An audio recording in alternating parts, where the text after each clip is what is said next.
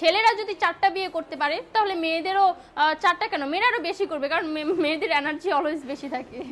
ছেলেরা যদি 4টা বিয়ে করতে পারে তাহলে মেয়েরা পারবে না কেন? অবশ্যই পারবে, কারণ নারী পুরুষ সমান অধিকার।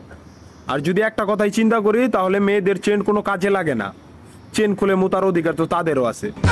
মালে আসেন, একটা চাবি দিয়া যদি 4টা তালা খোলা যায় ওটাকে বলা হয় মাস্টার কি, আর একটা তালা যদি 4টা চাবিতেই খুলে সেটাকে বলা হয় খাঙ্কি। ধরেন আপনি 4টা ইঁদুর পালেন, আপনার কাছে গর্ত আছে একটা, বাহিরে অনেক বৃষ্টি, বুঝেনি তো ওয়েদার ডিমান্ড, এখন 4টা ইঁদুরের একসাথে গর্তে ঢুকতে হবে, তখন আপনি কি করবেন? ধরলাম উপরে নিচে মিলাই আরো 2টা আছে, হ্যাঁ, তাহলে 4 নাম্বার ইঁদুরটা কই যাবো? কানের ফুটা দা না নাকের ফুটা দিয়া? হ্যাঁ, তার মধ্যে মাসের মধ্যে 7 দিন থাকে লকডাউন। আমি মানি, আমি না শুধু সবাই মানে মেয়েদের অনেক পাওয়ার, মেয়েদের অনেক এনার্জি। তাহলে দেশের মধ্যে ঘন ঘন লোডশেডিং হয় কেন? আমার মাথায় কোনোভাবেই ঢোকে না। একটা ছেলে যদি 4টা বিয়ে করে, 4টা ঘরে যদি 10টা সন্তান থাকে, তারপরও বাপের নামে একটাই থাকবো। এখন আপনি যদি 4টা বিয়ে করেন, একটা সন্তান হয়, তাহলে বাপের নাম কি দিবেন?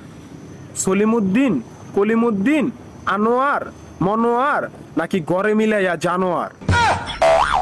আপনি কি নারী না ঢাকা শহরের লোকাল গাড়ি? 30টা সিট ফুল, 20 জন দাঁড়ানো, তারপরও বলে পিছনে সিট খালি, ওঠেন তাড়াতাড়ি, পিছনে সিট খালি, ওঠেন তাড়াতাড়ি। শুধু এই সমস্ত মেয়েদের কারণে পুরা নারী জাতির সম্মানহানি হয়।